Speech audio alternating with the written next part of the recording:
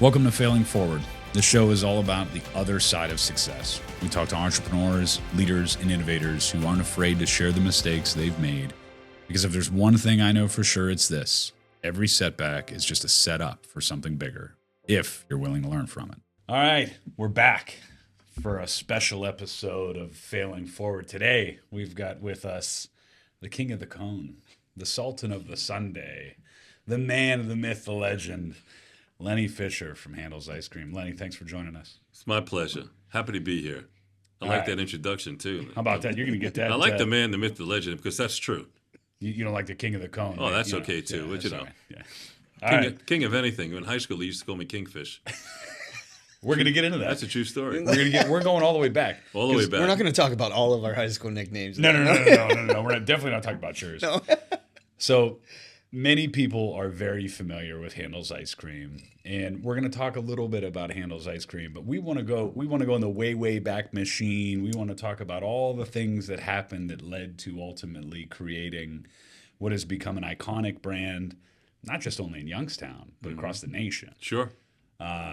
So we're going to take a step back into the old way back machine here first, Lenny, and give people a little bit of history of Lenny Fisher. So tell us a little bit about what growing up like Lenny Fisher was in Brooklyn, New York. Take us back. Well, I'll tell you, growing up in Brooklyn, it was great. It really was great. When you talk about Brooklyn, everything was in the streets. You play games in the streets. You play stickball. You play box baseball. You play anything you can. We didn't have organized sports because the neighborhood I grew up in, nobody had money for that. So it's whatever you do to get the kids together, do whatever you got to do. My grandparents owned a candy store / luncheonette. A luncheonette is where the front part of it was candy and soda and ice cream, and the back part was sandwiches and hamburgers and so on. So I grew up in that era. Games we played were different. I can tell you one game that you won't believe. Okay, it was called Hot Beans. Hot beans. Hot Beans. All right. Now, you got to picture yourself, you're on the corner. You got Bedford Avenue and Tilden Avenue, right? So let's say there's 9 or 10 of us. So 9 of them would be on Bedford Avenue. Then the one kid would be on Tilden Avenue, and we had a belt. You would hide the belt, right?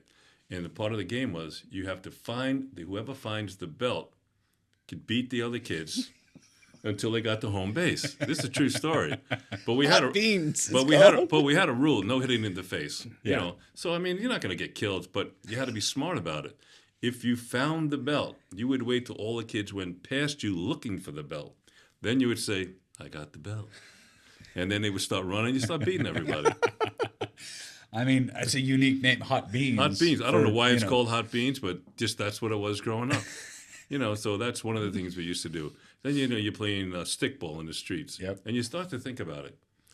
How can you hit it was a Spalding was the name of the company. Spalding, little red, pink ball. And you had a broomstick about. Right. So here you're hitting a ball with a broomstick. And now I think about it. How did we do it? Right. I mean, you're throwing it at you as fast as they possibly can. You'd have an outline of a box on a wall. That's where you had to get it inside, that strike zone. Mm-hmm. How we hit it, I have no idea. I mean, you think about it. Yeah, get you some good hand-eye coordination. Try it now. Yeah, try it now. It's like trying to hit a golf ball with the wrong side of the golf club. Oh, yeah, exactly. We used to do different things like on the 4th of July. My brother, may he rest in peace, is crazier than anybody. So one day, he's got a Roman candle, right? So what do you do with that Roman candle? We're up on the roof, because you do a lot of things on the roofs, in Brooklyn. The roof and the streets. And he's pointing it at me. And I'm looking at him, what are you out of your mind? So, I'm running, he's pointing at me, finally goes out, then we go downstairs, we're in the hallway, and he lights another one in the hall. In the hall? In the hall. In the It's building. lightning everywhere. And, the cops are coming by, and all this kind of crap. You guys no, we're not doing that. We don't know what that is. Yeah. We have no idea. So you would do things like that. It was just like, you didn't have money, so you did what you could do. Mm-hmm. Do you know what I mean? Everything was street games. Yep. Like everybody today, you'd ask the kids today, where's your favorite place to go? Oh, I don't know. I like St. Martin. I like the Caribbean. Us, it was Coney Island. Yeah, right. Mm-hmm. Or it was called Manhattan Beach, was in Brooklyn. That was our big deal. Going out to eat. Now it's like, oh, what'd you have to eat? Oh, I don't know. We had Indian food one day, Chinese food. No. We had and went to White Castle. The hamburgers are 12 cents a piece then. Mm-hmm. Again, we weren't poor, but we weren't rich either. Yeah. Do you know what I mean? Father made enough money. I mean, rent in our apartment was $72 a month. That same apartment building is still there, and the rent is $3,700 a month. Holy cow. Same building, same neighborhood. Unbelievable. Now, how many siblings in your family? 17. 17. No, not really. I had to grab him when he was 17. No, I had older brother Yeah. and a younger sister. I was the middle child. Okay. All right, so 3 kids. So went to a great high school, Erasmus, and from that high school, you probably know some of the people that went there. Barbara Streisand went there. I'm familiar with Barbara What's Streisand. his name? Not Neil Diamond went there. Some basketball players you probably never heard of because you're too young. Billy Cunningham. So there were a lot of famous people that actually went there. Wow. A lot of famous people from Brooklyn. Really? Oh yeah, absolutely. And the famous Lenny Fisher, too, obviously. They talk about you saying, you know what I mean? same way. Same thing. You ask Barbara Streisand. Or I don't know if it's famous or infamous. It's one or the other. That's right. And the high school we had 1,700 plus kids in graduating class. Wow. That's a massive school. Oh, there was 5,400 kids in the school, and that was only 3 grades. Yeah. Wow. And the school, Erasmus Hall High School, is one of the oldest schools in the country. It actually was the first high school that had a campus. Mm-hmm. The original school is still there in the center. It was built in 1700 and change. And across the street is a cemetery where the Dutch built it. That's how old it was. And every Friday night, we would all hang out on the corners.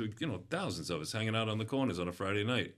And never had any problems, because the police used to come by on horses. So you don't want to screw with them. That's right. When they said move, you said how far? Yeah. Not like the kids today. They said, no, I'm not going. Oh, you're going to go when the guy's got a billy club and a horse. That's right. So you go. So growing up in Brooklyn, it was kind of unique and it was fun. You didn't know what was going on in the rest of the world. Yeah. If you went to the movies, it was 25 cents. Yep.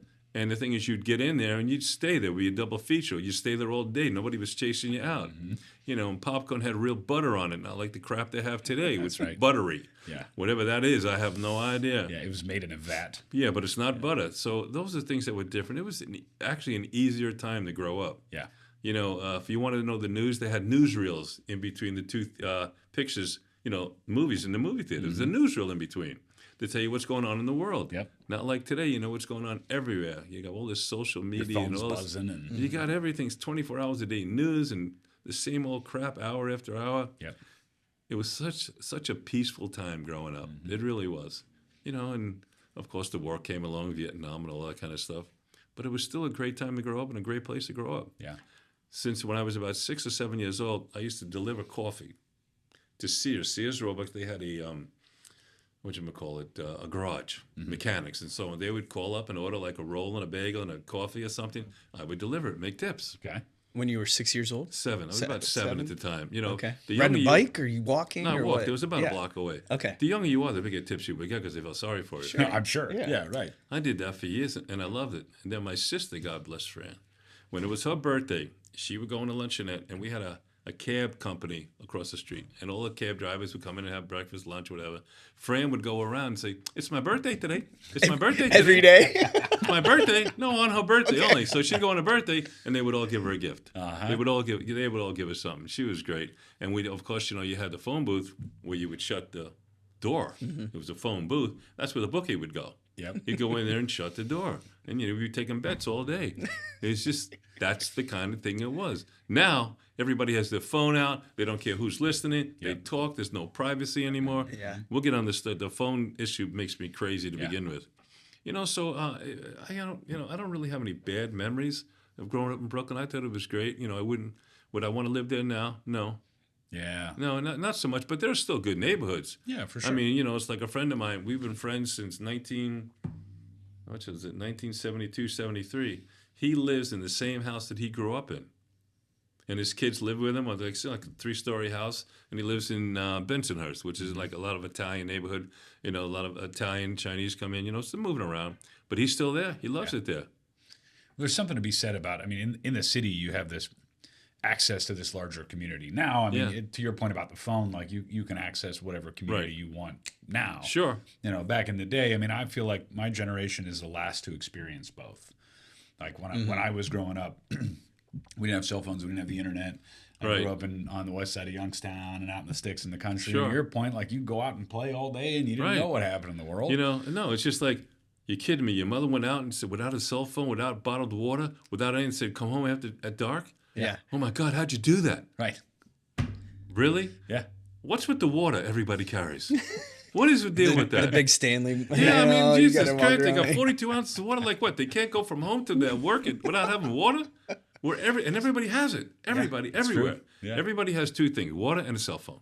Yep. It's like you can't live without either one. Right. I'm Like- always surprised, man. Like people talk about being bored now. Right. I wasn't bored back No. even before cell Right. phones and all. No. I'm definitely not bored now. No, there's it's- so If you're much. bored now, there's something wrong with you. No, I can Yeah. tell you a story about, Jaden, right? So Jaden, Joshua, and his wife, Callie, were going, Adil's father passed away. So they're going down to Florida to go to the funeral or whatever.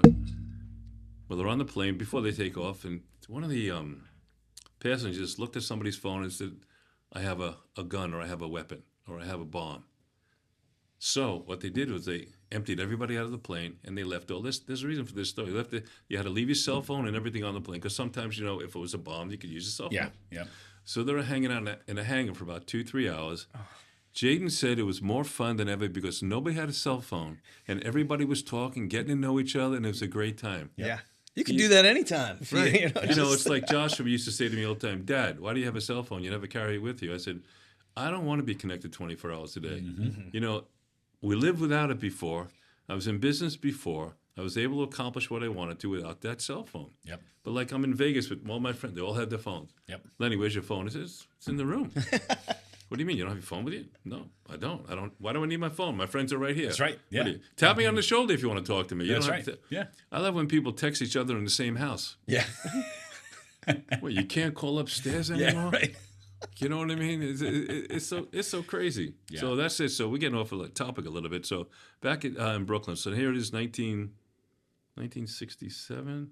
Oh, yeah. So then I went to work in a hotel upstate New York. And so, how old are you at this point? 17. Okay. It's called the Catskill Mountains. I don't know if you ever heard that phrase. Yeah. They had all the big hotels, the Concord, a bunch of them. And that's where everybody went. And the reason they went there there was no air conditioning. So so upstate New York, Catskill was cool at night. Yeah. Yeah. So people would go there. The women would stay all week, and the men would come on the weekends. Yep. Okay. So the men would play cards from Friday to Sunday, and the women would play with a game called Mahjong. That's just the way it was. And the kids, it was great. But I was working. We would get up at 6:30 in the morning and work till 9 o'clock at night. What were you doing there? I was a waiter. Okay. I was a waiter. So you had a break in between lunch and dinner. But I didn't always start out as a waiter. I started out as a busboy because it's very hard. It was almost impossible to get a job as a waiter in a hotel because most of the waiters were school teachers. And they took off for the summer to work because they made a lot of money. Yeah. So it turned out my cousin was the maitre d' in this one hotel. He was been there for 20 years. So he said, Lenny, you can come up here. You can work in the summer. Best summer of my life. So I'm working for this other waiter. The guy was nuts. So do you know what a bus box is? You ever see like those gray boxes that they put the dishes in? Oh yeah. Oh, yeah, yeah. Called a bus Yeah. box. So in that bus box, you put 4 gallons of water, 4 pitchers of water, and you bring it over to your bus station. Okay? So this idiot, he puts it on his bus station, half on, half off. Now, if you have half a brain, you don't take the water out of the back of the bus box. You take it, you know what I mean? You take it out of the front. He takes it out of the back, flips over, gets water everywhere. He says, I can't do this. I'm leaving. I'm done. So my cousin says, Lenny, would you like to be a waiter? I said, I would love it. I would love it. Waiting for your opportunity all week. Yeah, I should have told him to do that. Yeah. But it was a tough job. You would have a table of 8 people, right? And you serve them breakfast, lunch, and the same family usually stays a week or two. You weren't allowed to write anything down. You had to memorize everything. But we're talking about for breakfast, it could be orange juice, tomato juice, grapefruit, prunes, and you had to remember everything. This person could take salt, that person can't take salt. So it was tough, but you learn. You learn how to do that by looking, and then you memorize the person, and you think about what they're eating. So that was great. So I made about $125, $150 a week, something like that. Now some of the guys there, they would go to the racetrack and blow it all. I ain't doing that. You're out of your mind. So now I go home. It's 1967.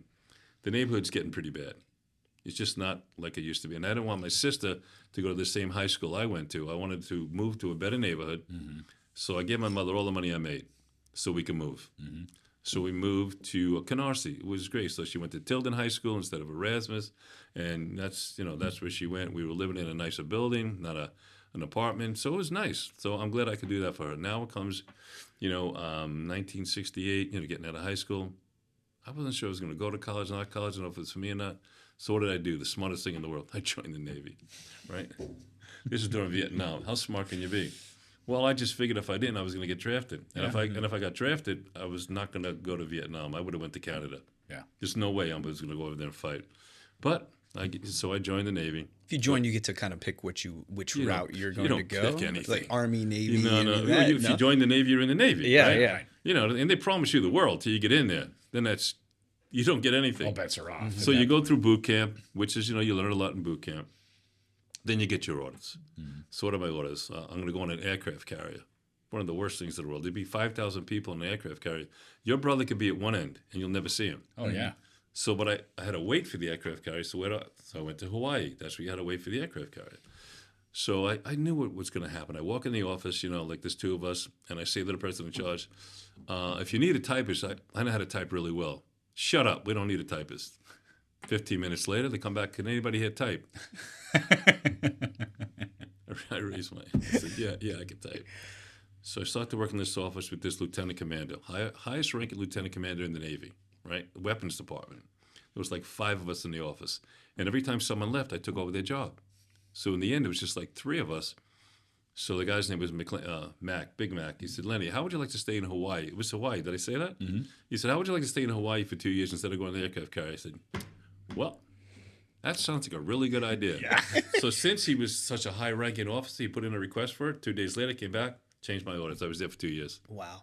Well, an aircraft carrier, there's at that time, there's probably no women on that. Just 100% men, right? No, there's no women. I don't know. And yeah. you live like in a bunk, it's like hanging from the ceiling. Oh, yeah. So this was like we had an apartment It's building. either Hawaii, or a giant boat in the middle of the ocean. 5,000 of your closest male friends. Exactly. Yeah, exactly. Years. So I said, that's Huge great. So win. it worked out really well. In the end, it was just 2 of us in the office, just me and him. Wow. But a funny story, if you want to hear a funny story. So I had a secret clearance, not top secret, because that costs a lot more. Yeah. But there was a lot of papers that I was typing was secret. Mm-hmm. Then it comes, they need this top secret report typed. And they look for the best typist on the base. Which, I don't know why, but it was me. And it was an IBM Selectric. Remember those? I don't know if you remember those or not. You don't remember shit. I do not. Well, it had a rollerball. There was a rollerball in there. Okay. IBM Selectric. But there was no, if you made a mistake, you'd have to use like a whiteout or something like that.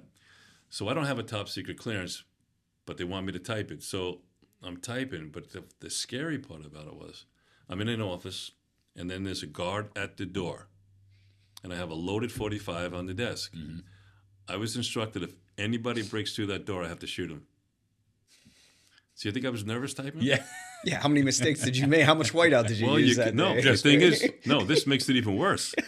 There could be no mistakes on it. Yeah. You can't use whiteout. You can't use it. It could be no mistakes. Yep. So I did it. I don't even remember how many pages it was, but I was so glad it was over. Take that .45, take it away, take him away, Wow. So, but it was an experience. You meet a lot of different people in the Navy. Mm-hmm. A lot of different people. So 2 years. 2 years in Hawaii. Yeah. What part? What island? Oahu. Okay. That's where Pearl Harbor is. And all that kind of stuff. But the weapons department, some of our drills was loading and unloading atomic bombs. And you can't just drop a bomb out of an airplane and it's going to go off. There's so many things that have to happen for that to actually go off. There's so many different triggers. But we love doing that because on that particular day when we loaded and unloaded the planes, it was steak dinner. Oh, okay. That was the only time we got steak. Yep. But it was just a great experience. And then I'm getting out. I said, if I can get a job making $200 a week, and I'm going to get a Jeep and go cross country, I'll be living large. Yeah. $200 a week. So now we'll just continue with the story. Now I get out, and I don't like to be idle. I want to work. But, I never went to college, so I don't have a college degree. Mm-hmm. So my aunt gets me an interview at a bank. Bank, right? Starting salary. It's huge, $75 a week.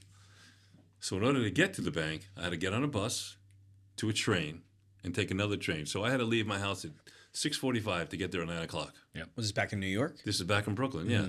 So I go for the interview all day. Interview. I said, well, to be a teller, basically, right? I was pretty smart. I'm smart now. I was smart then. So I take all these tests. At the end of the day, it's like 3 o'clock, and the woman says, they'd like to see you back uptown. Okay, and they give me $5 for the train. Mm-hmm. The train at the time was 35 cents. I kept the $5 and I took the train. because it was a lot faster anyway. Why should I, that made no sense. So I go in this office, I'm talking to this guy, he said, we'd like to offer you a different position than a teller because you did so well, in your test. Remember, it was $75 a week. Yep. I said, okay, what do you have for me? He said, we'd like to put you in our management training program. Starting salary is $23,000 a year. Okay.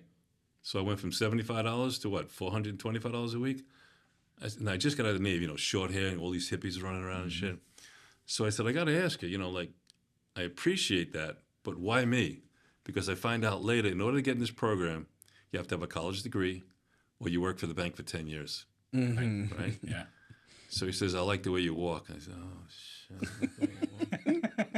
He said, let me clarify. He said, when I interviewed you and you came into the office, you walked in like it was your office. Yep. Like you were in charge. You had that Lenny Fisher energy he said, back then, too. Yeah, he said, like you're in charge. I Yeah. said, I'll take the job. Everyone in that program resented me. Every single one. Right. Because, they had college degrees. This guy worked at the bank for 10 years. Did they ever ask me out for lunch? Never. I stayed there three months and I left. Yeah. Wow. Then they said, hey, we'd like to take you out for lunch. I said, go fuck yourself. I said, cut that out. I said, go to, I am not going to lunch with you guys. I said, someday you're going to look back on this and you're going to be working for me. That's right. So I left, and that's when I actually went into my first business. So at that time, it's 1970, 68, 1970, 71, something like that. And the first business, I mean, you had a little bit of that. It sounds like in the family. You said your grandparents. My parents never owned a business. Right. My grandparents, they had. So you got a little taste of that early. Yeah. Well, I always knew that I have to be in business for myself because I don't like taking orders from anyone. Yeah. I want my successes to be mine and my failures to be mine. I don't want to blame anybody for the good or the bad. Mm-hmm. It's just you take a chance in life, and that's just the way it is. Yep. So it's about 1970 in Brooklyn, New York, and, right. you're done with banking, and you said, done with banking. Quick stint. I'm going to do this on my own now. Yeah. So I came across this lunch stand for sale. Okay. And I had my mother's cousin. They did very well. They were accountants, so I went to them for a loan, got it, paid them back, obviously, and it was doing really well. It was making a nice living, but then after a few years, I got engaged in the meantime. Also, I've been engaged a bunch of times. So I got engaged at the time, Linda, very nice. My sister still loves it. So, this is working well, but I got these two guys working for me, three. One was Murray Cohen, old Jewish guy. He was great. He's just a typical smoking cigars on his break, Jewish guy. And he could slice a tomato so thin you could see through it. I mean, and it was like, and they used to watch because he was the sandwich maker. Everything was out in the open. Uh-huh. It was just a counter. People used to come just to watch him work. That's amazing. He would make sandwiches. He'd put 5 in a row, and he'd slice them like, and the same people come back every day, and you know what they like. He'd have their sandwich ready when they walk through the lobby. But that's part of the experience we've lost in today's world. Oh, yeah. Yeah. Well, that's why handles, I like it when they come up and you talk to the customers. Mm-hmm. So I had these two guys working for me. I won't say what nationality were, but I knew they were stealing from me. But you couldn't fire them because they were in the restaurant union. You had to catch them stealing. Oh, so you had to employ unionized employees. They were already there. Your lunch. They were already there. Yes, Okay. they were already When you there. took over. And it's like they would get a tip, and we had a tip jar, and they go, "Oh, tip," and they were throwing a part of my money in that tip jar. But I figured it out. So one day I took them aside, and this is a true story. I don't know if you want to print this one. I took them aside. I said, I know you guys are stealing from me, and I know I have to catch you in order to fire you. But instead of that, I'm just going to take you, I'm going to hang you upside down and cut your throat. This is a true story. Well, the one guy left the country and went back to wherever country he's from, and I don't know what happened to the other guy. Just never showed up again? Never showed up to work again. That was it. Done. Mm-hmm. Yeah. I was a little bit crazier back then than I am now. I'm not calm now. I'm calm Well, now. I mean, when that's was your young. way of feeding yourself Right. and your eventual hopeful family, Sure. I mean, that's a serious thing. Somebody stealing money from you. Yep. I mean, so it was good, and I was engaged at the time. That was a mistake, only because I was too young. All my friends were getting engaged. I said, that's the way to do it. so you're in your 20, about 21, 21, 21, something like 21, 22, whatever. And then I got disengaged. Disengaged. Yeah, right, yeah. And then I'm single, and I go to the Catskill Mountains with a friend of mine. It was singles weekend, up in the Catskill Mountains, Concord Hotel. And I meet somebody, Louise, really nice. Of course, I meet the one person that doesn't live in New York. She lived in Connecticut. But then I got engaged to her, and that lasted. But when I moved to Youngstown, she didn't want to move to Youngstown. So that's when that ended. So you've got the lunch stand in 1970. How long did that last? It's 2 years. Well, it was actually, I think it was 71, 72, about 2.5 years. And what year did you decide you were? 1975. 1975. I was done.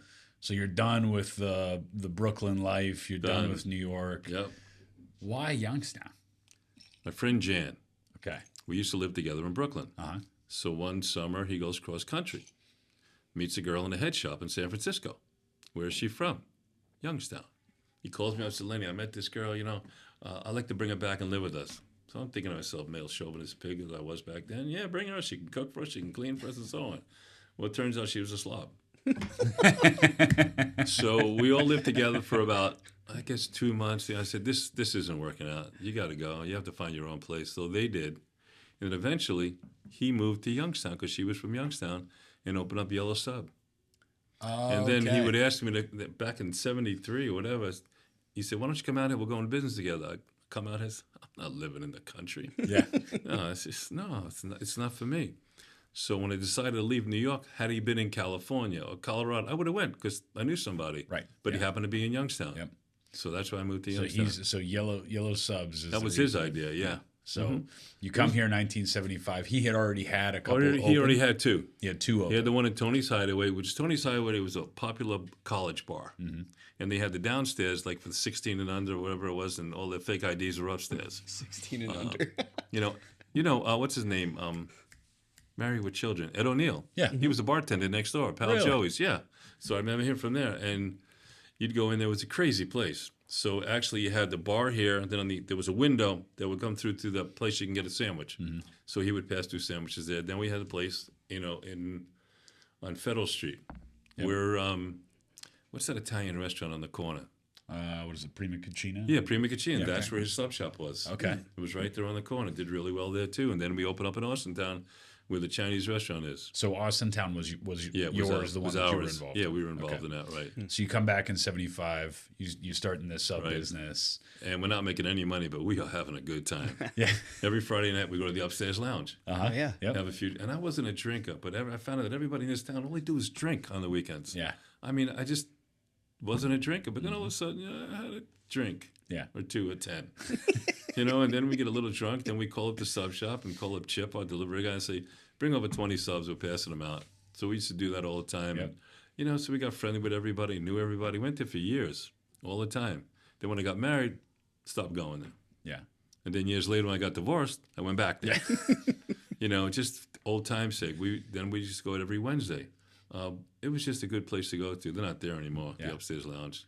Just recently. Yeah. No, Prima Cucina is there, and I think they closed. Mm-hmm. Yeah. I think they closed. So back to 75, you come back and you start this sub shop, and you mentioned something. Yeah. You called Chip and you said you had a delivery guy and said bring him some we subs. were doing so deliveries. 1975, you're delivering subs. We're delivering subs. Nobody was doing delivery but us. But growing up in Brooklyn, New York, you could get anything delivered. Chinese food, Italian food.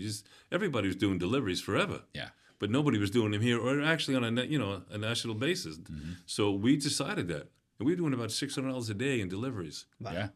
And it's funny, the delivery guy that I had, not Chip, this other guy, Tom, but he's since passed away. We had put an ad out, hiring. We must have had 100 people show up, 200 people show up for these jobs. So the kid we eventually hired didn't even have a car. It's hard to deliver. We really liked him. So he used to deliver in my car. Yeah. I had a BMW back then, an old 2002 model. It was square type. It was a great car. Yeah. So he used to deliver in that. So we did deliveries. I used to do some deliveries myself. So even back then, you were thinking outside the box. You're thinking different than the other people were. Absolutely. Absolutely. So how many of those sub shops did you end up with? Just the 3. We just had the 3, yeah. And how long did that go? Well, when did I stop? 1970, 77, 78, something like. We sold it to a guy. Okay. And he changed the name to Jumbos. Okay. He changed his name to Jumbos. He stopped using boar's head meat. He used crap. Whenever 6 months later, he was out of business. When did you meet Alice? Is this right around the same time? No. The story. The story about handles is a different type of story. How I really acquired handles. This was 1983 83 or 84. I'm back because I had a business. Oh, I had another business in California too. We didn't talk about that. Yeah, so there's a gap here. Let's get to that gap. Yeah, before the we get gap. to Here's the handles. gap. There's The gap. Well, we were doing that 78 gold. to 83. We were doing the gold and silver in 1980. Okay. 1978, You 79. were buying and selling buying gold gold and and silver. silver. Did really well. Made a lot of money. That's when I met Merle. Okay. I bought a car. She was a finance manager and so on. That's when I met her. So it was 1980. Made a lot of money. Stopped working for a while.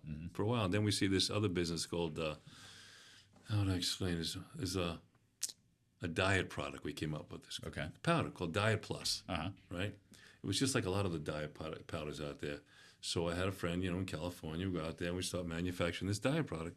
And we hired brokers to sell it for us in the beauty industry. So the first 6 months, we did $500,000 worth of business. Sounds great, right? In 1980? Yeah. I think it was 81, maybe. It sounds great, right? Yeah. The only problem is they don't pay.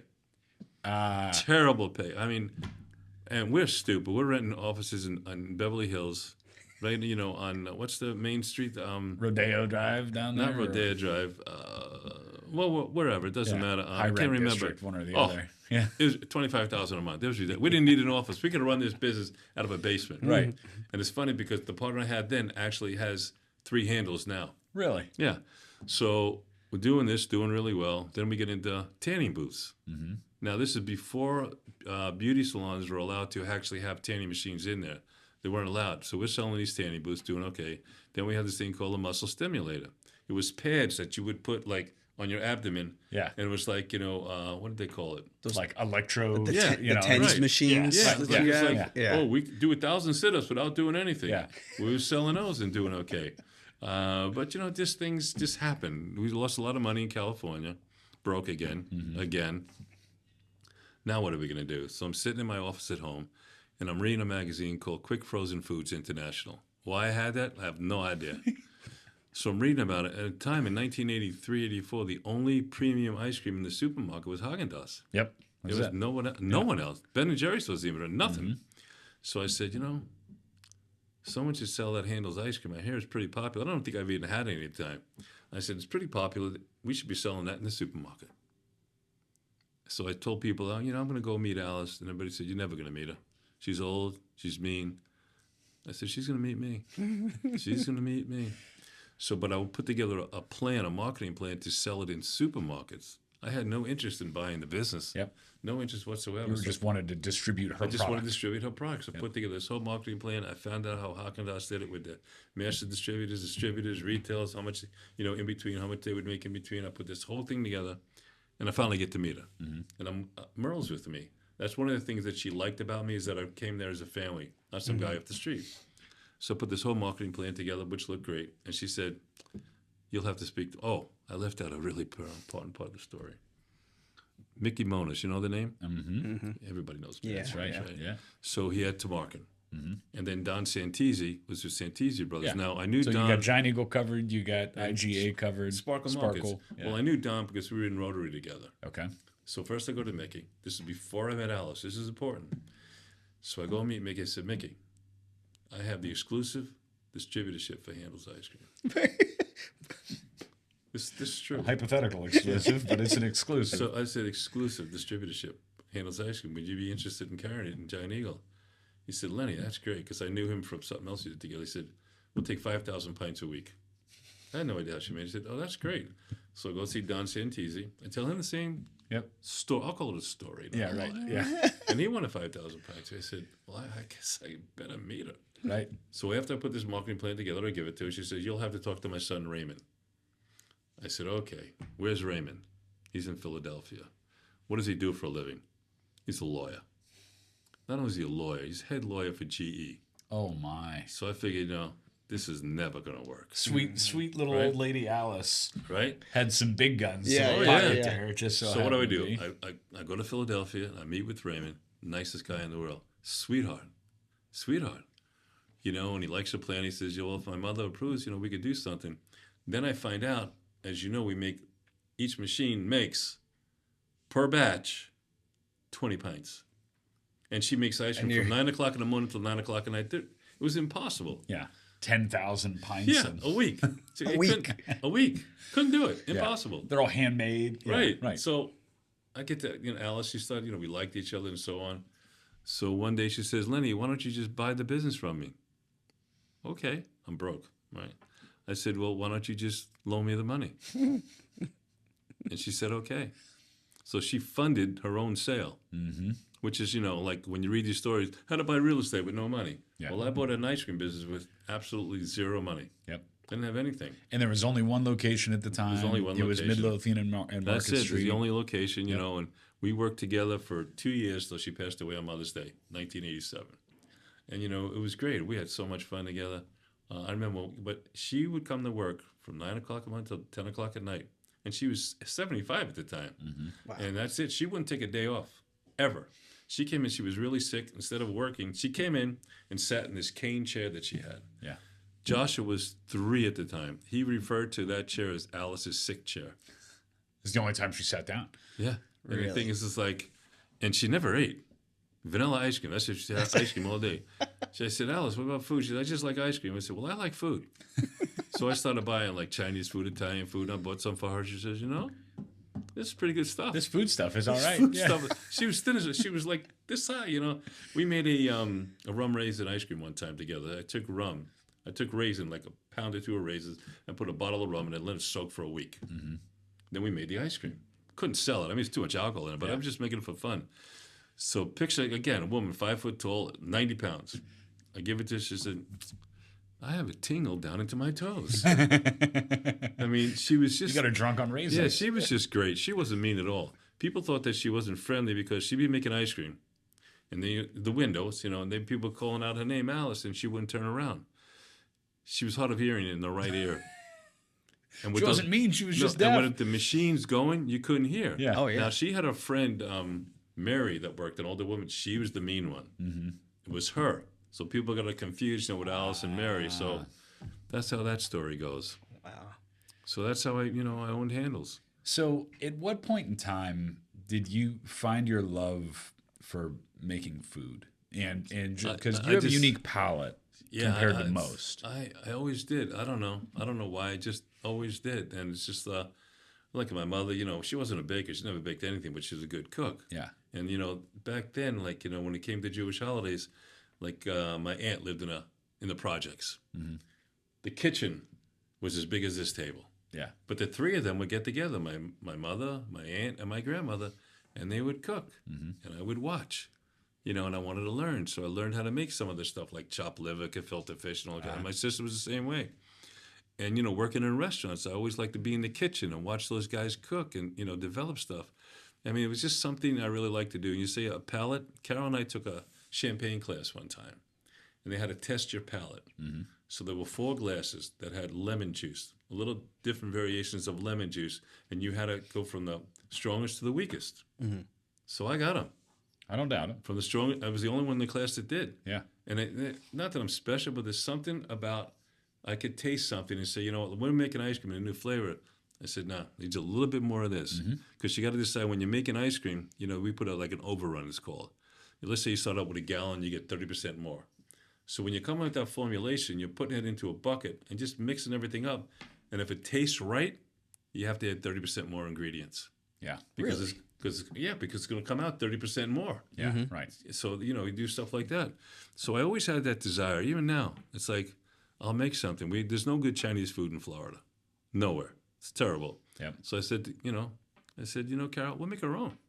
So we make our own stir fries, made our own egg rolls, because I want to eat something good. Yep. And I'll make anything. I make a great lasagna with a bolognese sauce. I don't doubt it. It's really, really good. Lenny's lasagna.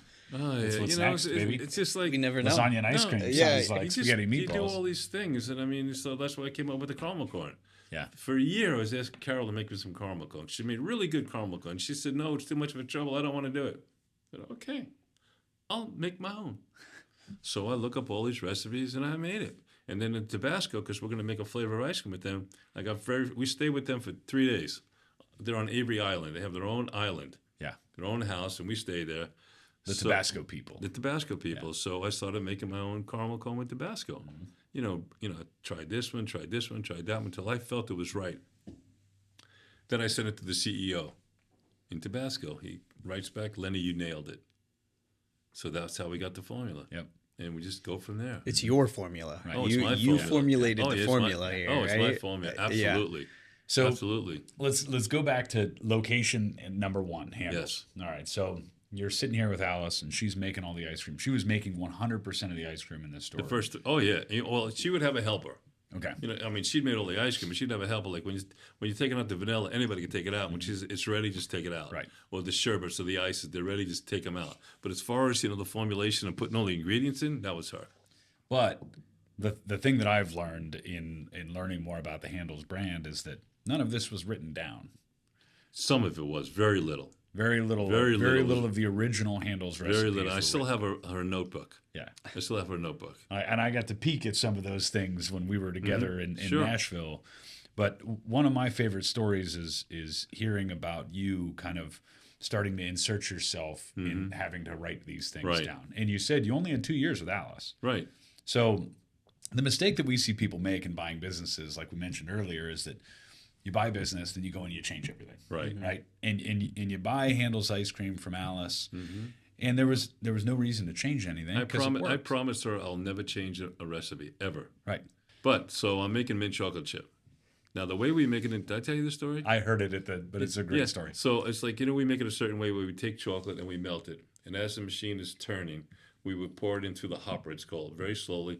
It'd be a thin layer, so it'd be little specks, and it would taste like an Andes mint. But I'm saying, you know what? Yeah, I'm from New York, I know better. We should make them with chips so people can see them. So I make that, right? Now, this is the time when I'm making ice cream. I'm 6 machines. I'm waiting in the window and everything. So one day I'm waiting in the window, and the guy comes up and he said, I want to have a mint chocolate chip, but not if it has those big chips in it. That's the last time I changed anything. Went right back to the regular recipe. I learned my lesson. Not that I changed the flavor, it was just the profile. Yep. So that was it. But there was some challenges in the beginning because, I mean, butter pecan, great flavor, best in the world. Yep. Well, the company that was making one of the ingredients was going out of business. I had to find something just like that.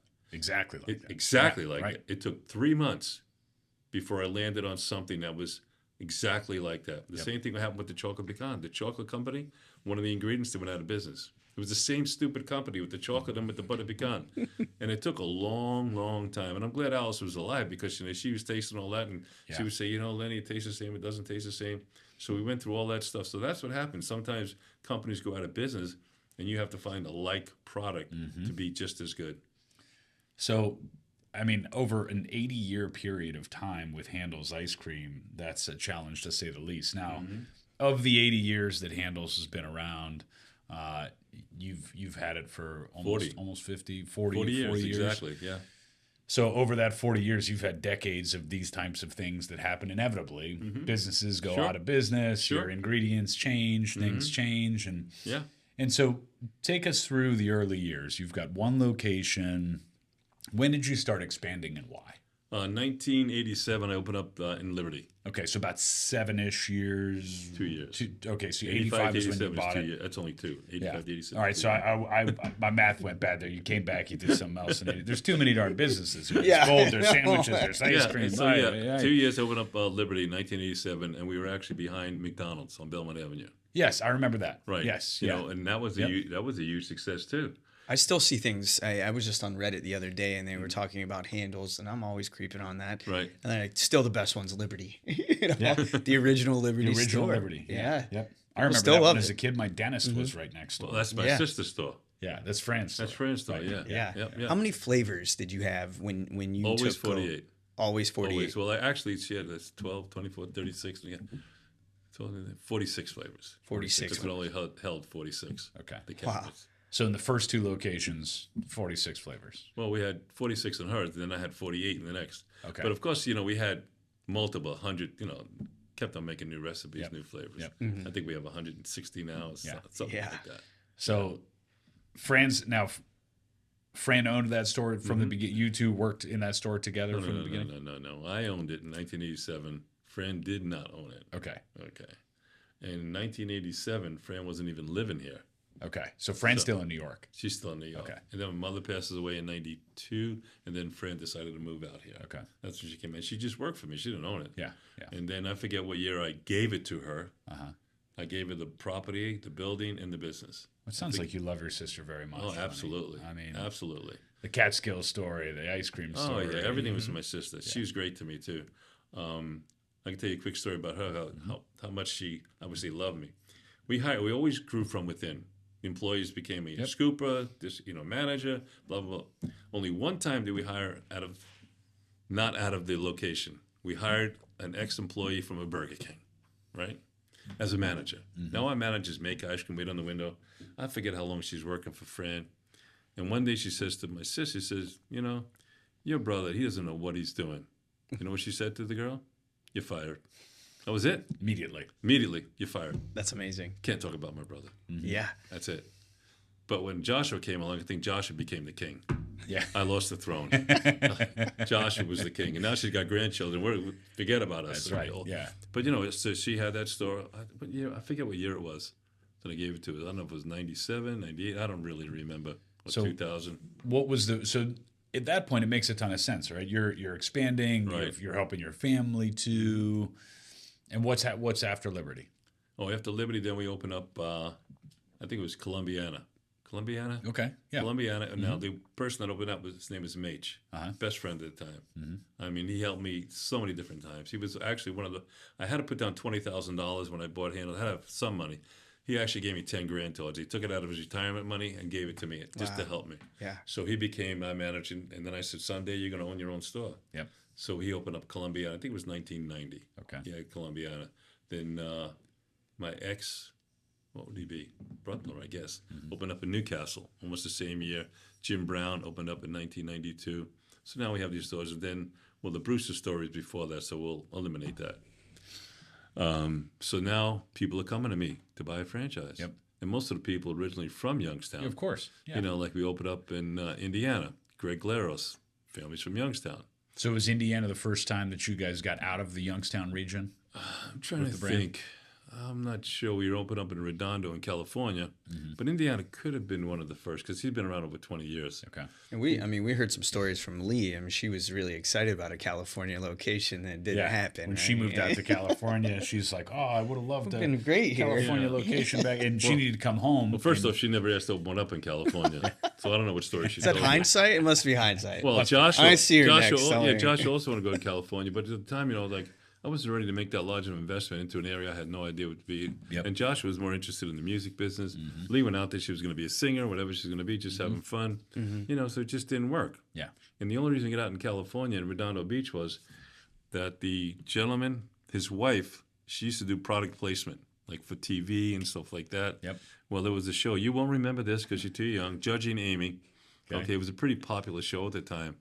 And somehow, one of the scenes, they're having dinner, and they take Handel's ice cream out of the freezer, and they're eating Handel's ice cream in this show. So they became interested, and they opened up a Handel's, and they've been around for over 20 years in Redondo. Great. So it's just then things, when you see how well we're doing, then people started inquiring. We had a location in, where the hell was it? California. He's no longer with us, this franchisee, but his business... by the beach, I forget, exactly. Oh, Encinitas. Okay. Did tremendous business, tremendous. And people come in there saying, hey, we should get into this business.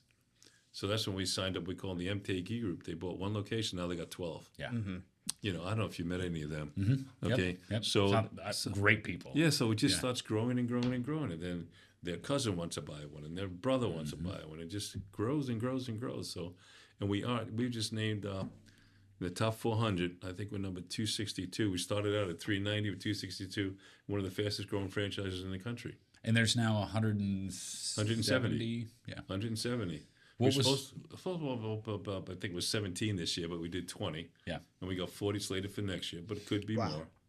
It's just it's just great. What was fascinating to me at the Handel's ownership summit this year was seeing all the different people that own franchises, right, and they come from really a lot of them some really remarkable backgrounds. Oh yeah, they've absolutely. got great businesses. They were, originally Microsoft employees or Nike or this, that, or the other big businesses, and they started doing this, and it's a family thing. You know, It is a they family got all thing. their family together. Their kids A lot are of in kids the were business. there. Right. Yeah. You know, when they were announcing award winners, there were tears, there were hugs. There, I mean, it was Everyone's such a rooting cool for each thing other. to experience Right. because Yeah. it's become this It is one big family. ideal franchise to It is. buy with your family and then hand down to the next generation.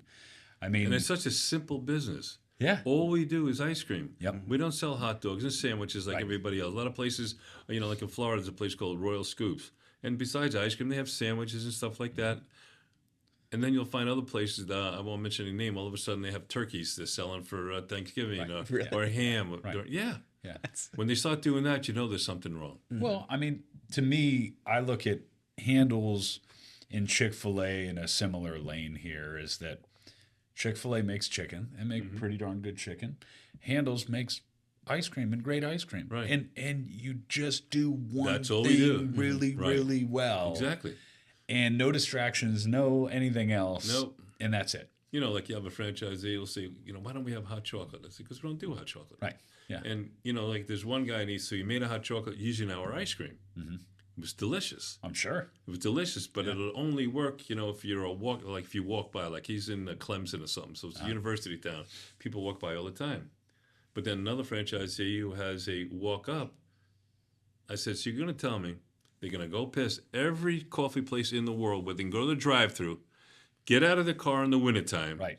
and walk up and get a hot chocolate From an ice cream place. from an ice cream place? Yeah. Right. I don't think so. Yeah. Right. You know, it's just now, it's not our business. Right. But people do stand outside in the cold to get Handel's ice cream. Yeah, they That's do. for sure. I've Oh, seen yeah, that plenty for sure. of times. I've done Just it right out myself here. quite a few times. Especially, Yeah. I mean, when we leave here, there will be a line. Yes. Right. Yeah. It is crazy. It's 13 degrees outside It's crazy. right now. And you interview those people back in the day. Why are you here? Because it's Handles. My wife wanted ice cream. Yep.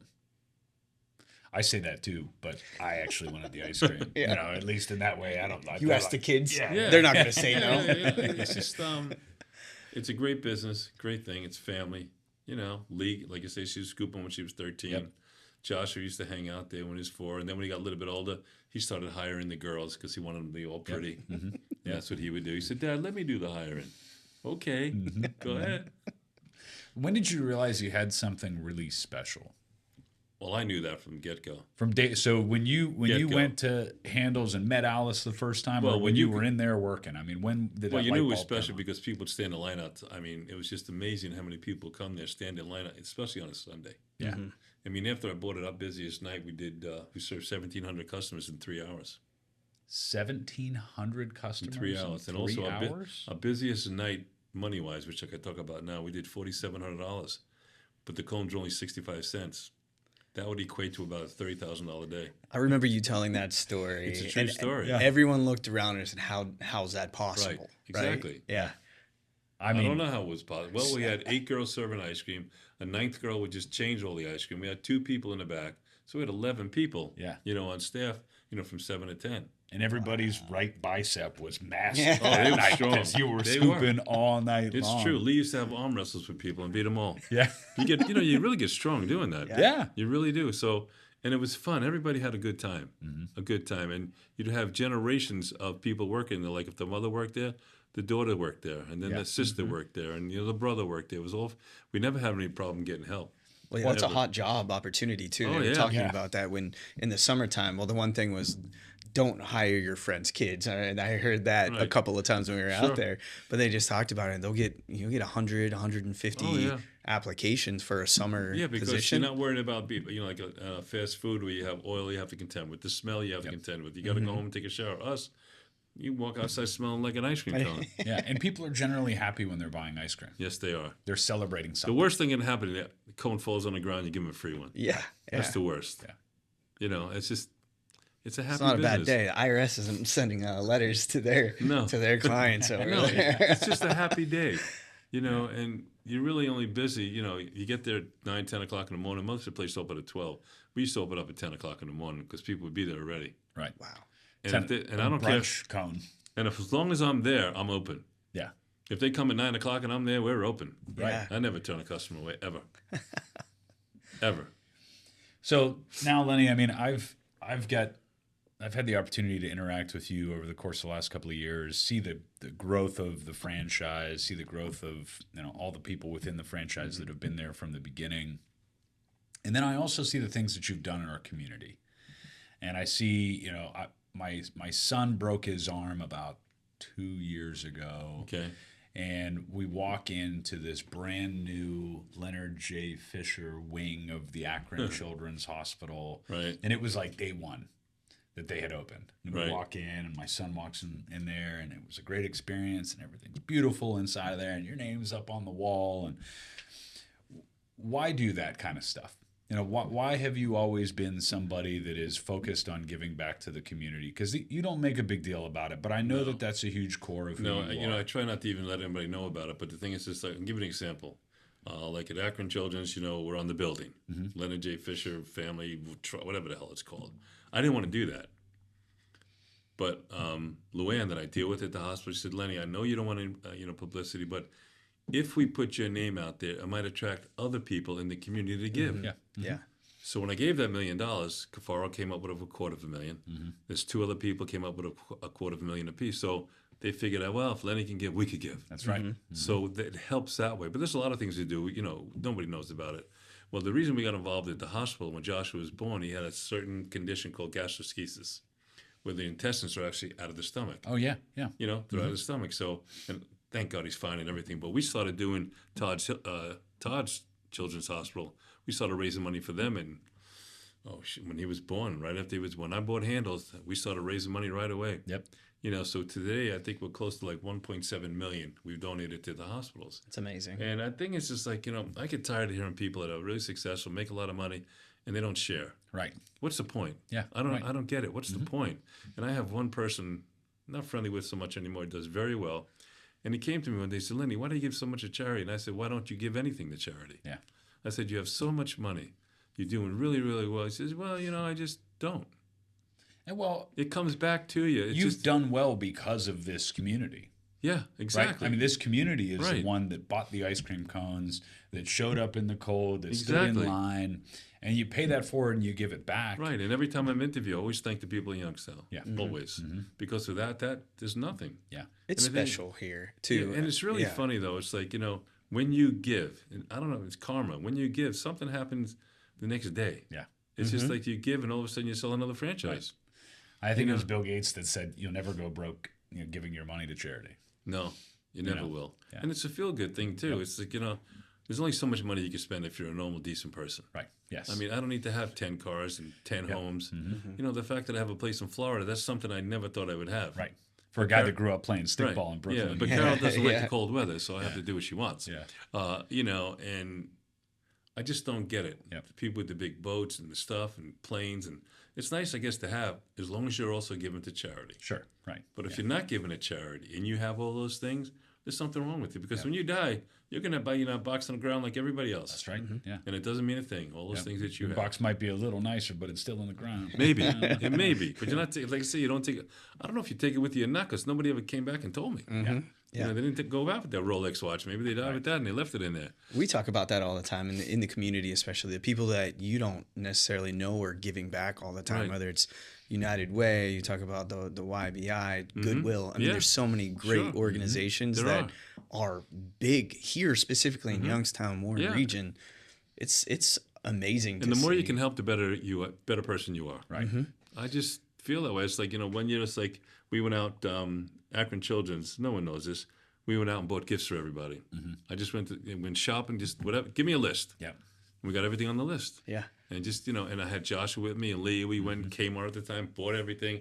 Then we wrapped everything. We talk about that. The technical skills can come along. If you can have a conversation with people and you can get by and learn, those are the tools you need to be successful. I mean, if you're not happy in a business, in any business, from my perspective, I mean, accounting and ice cream, very different things. Oh, no kidding. Yeah. But if you're not you didn't know the difference. You thought it was 20 years instead of 2. So that's right. Yeah. I do math in broad strokes. That's a materiality threshold right. somewhere. Yeah. But you can find purpose in anything that you do. And I remember having a conversation with a mutual friend of ours, and I'll let you know who it was later. And he's a remarkably successful person. I walk up to him and I asked him, I said, you got to be really excited that your kids are happy doing what they're doing, right? And I said, so what did you do, when you were raising the kids that helped that process along? And he said to me, it's all about perspective. And he said, you're an accountant, and I see that you're happy doing what you're doing, and you love doing what you're doing, and accounting isn't exciting to literally anyone, but you're happy doing it. And he said, so just focus on teaching perspective. And that's the most important thing that you can do. Absolutely. And that was shocking to me in that moment, was like, there's nothing special. It's just teach kids perspective. Right. So the other thing that I noticed at the summit was watching a lot of people that were excited about the heritage, the originals, the original players, the original contributors to the Handel's brand. And I know Jim Brown's been a huge part of that. And I'd love to hear the story of pint cards and how the pint cards got started. And this was you guys. Oh yeah, we started that. Yeah, absolutely. How did that come up? I don't know. I don't even know how I did it. Have some kind of promotion or raise funds. Actually, it was about raising money for the schools. So somebody came to you and maybe was asking for a donation, or something. So I get tired of giving donations. You got to work for it. Because if you don't want to work for it, I'm not giving it to you. So I remember it was the Boardman Band. They needed to raise money for a trip or whatever the case may be. So I said, you know what? Let's come up with a pint card program. We'll make it so that it could sell to you at the same price if you went to the store. It wasn't an upcharge, but you would buy it at a discount and sell it to your parents, your grandparents. We did that in the first year. They raised $5,800. I said, I'm on to something now. And that's what it was. So because I don't know about you, I was getting tired of buying popcorn and all this crap for my kids in school that I didn't want to begin with. Exactly. You know what I mean? Yeah. So I said, and they said, well, Dad, we could win something like get a limousine ride. I said, I'll get you a damn limousine. Right. It's cheaper to just buy it. I just had that conversation with my kids. Right. Exactly. Yep. So that's how that all started, and then it just grew and grew and grew and grew and grew. So not only have you and your family have supported a number of charitable endeavors on your own, but the Pine Card program has supported countless numbers of school fundraisers and booster programs and this, that, or the other. It's an easy sell. And I mean, I've gotten to know Adele and Lee quite well over the last decade or so, and I see it in them too. Sure. I mean, they love the community. They're at every fundraiser. They're at every event. Yep. And that's something that's got to start somewhere. Oh, yeah. And now I see it infecting the rest of the nation with the Handel's brand too. Oh, yeah. Well, you don't even know. That's like when Luann tells you, Lenny, the money that you donated to the hospital, it's going to change lives forever. Well, and it wasn't even just the money that you donated. It was the money that then you encouraged others to donate too on top of this. So all this stuff has a compounding effect. Oh, sure. But even in my estate planning, they're listed. Yeah. They're listed, as far as they'll get money forever. Yeah. Yeah, I will have to make sure Lenny knows the correct spelling of my last name. There's an extra E in there. We'll sneak that in there somewhere. I'm really sure. So now we've gone all the way through, pre-Handels, Handels is going through continued explosive growth. And now you decide to start making popcorn. Right? So, and the popcorn, all of the profit goes to charity. This isn't a portion of the profit. No. This isn't proceeds. This is 100% of the profits go right back to charity. Right. And I've had the popcorn. I have quite a few bags of popcorn. We've given it out as gifts. It's Tabasco caramel corn. And it's, from my perspective, it's the perfect poker night popcorn. Yes. Like a guy's night. Absolutely. It pairs really well with bourbon. Yes, it does. It is like an ideal mixture of little bourbon, a little bit of spicy caramel corn. And if you're a beer drinker, none better. Perfect. Yeah, right. See, now, if I was able to sell it to every bar in the country, you put that on the bar instead of peanuts. Yep. They're going to eat that. I'll have another beer. Yes. Eat that. I'll have another beer. Yes. Yeah, you don't have a choice. You don't have a choice. It's a slow burn. Right. You get that just little after effect. It just keeps coming. And if they don't give me the permission to sell the place I want, I'm going to come out with my own brand. Yeah. Then I can do whatever I want. It'll still be the exact same thing, but it could be Lenny's Sweet Heat. So what else is brewing in that brain of yours, Lenny? You've got the popcorn cooking. Well, what I want to do is still here's the cooking deal. like crazy. You know how Paul Newman has all their profits, all their items they have? I want to be the Paul Newman of the snack industry. That's my goal. And that's all going to nonprofits. Yep. Yeah, It's all nonprofit. Yeah. Mm-hmm. So that's my goal. What I create next, I don't know. Yeah. The ice cream sandwich would be one, but that's a hard distribution item. Yeah. Freezer, anything frozen. Anything frozen. So I'll come up with something else. Yeah. You know, I'll be sitting around one day saying, I really like this. Maybe I should make it for the masses. Gosh. I wish. I mean, I think I need to start saying my prayers every day to have the same level of energy that Lenny does at age 75. 75. Wow. What do you attribute that to? Is it just the ice cream? You're just eating ice cream all the time, so you're just jacked up on the sugar? No. I mean, what it is, it's the drive that I have. I always had it. Yeah. You know, my mother used to yell at me. She says, all you want to do is be a millionaire at 30. Well, that didn't happen. Yeah. I said she thought I would never get married. Mm-hmm. It's just a drive. It's like funny. When I met a friend of mine that I hadn't seen in 20 years, they always ask this stupid question. What kind of car do you drive? Like, if you have a certain kind of car, you're successful. Yeah. So my wife asked, I said, which one? So his comment was, Lenny, we always knew you'd be successful. I said, how'd you know that? I said, it's just something about you. Yeah. Mm-hmm. You know, and it's just that failure is not an option for me. I'll fail. We all fail. Sure. Yeah. We all fail, but it's what you do after that failure. Mm-hmm. Do you come back and try again? Yep. Or do you forget about it? Like I had a friend who was a bodybuilder, and he entered the competition. It was local, and a lot of people in the stands were friends with other bodybuilders. So, of course, they laughed and everything. So he lost. He didn't win. He never competed again. I said, why? He said, too political. I said, you're making a big mistake. You failed, and now you failed the rest of your life. Yeah. And he became a failure. The failures are the best part. Oh, yeah. You learn. Not in the moment, but afterwards when you can talk about it like this. Yes. Right? I mean, in the moment, they suck, they hurt, they're painful. But how can you succeed if you don't fail? Mm-hmm. That's right. Anybody who says they never failed, they're a liar. Absolutely. Absolutely a liar. If you're not failing, you're doing something wrong. Right. You're not trying hard enough. Mm-hmm. Right. Exactly. I mean, you don't build a brand of the magnitude of Handel's without a mountain of failures along the way. I mean, that one where I had a franchisee that didn't become a franchisee, you know, that taught me a lot. Right. You learn from it. You got better the next time. Yeah, exactly. And now all of a sudden, you guys are the top franchise. We're the cream of the crop. Like that's right. That's right. Yeah. Well, Lenny, this was awesome, man. Thank you for coming and hanging with us. Thanks for having me. This was a ton of fun. I appreciate it. So now when you get another 100,000 viewers, just send me my check. That's right. Good. Royalties. All right. Royalties. Thanks, Lenny. Thank you so much for listening. This podcast wouldn't be possible without Stonefruit Studios and Bentley Studios. If you'd like to support the podcast, the most impactful thing you can do is subscribe on Spotify, Apple Podcasts, and YouTube, and leave a review and/or comment. If you found this episode particularly helpful, we also encourage you to share it with a friend or on social media. Until next time, keep learning, growing, and failing forward.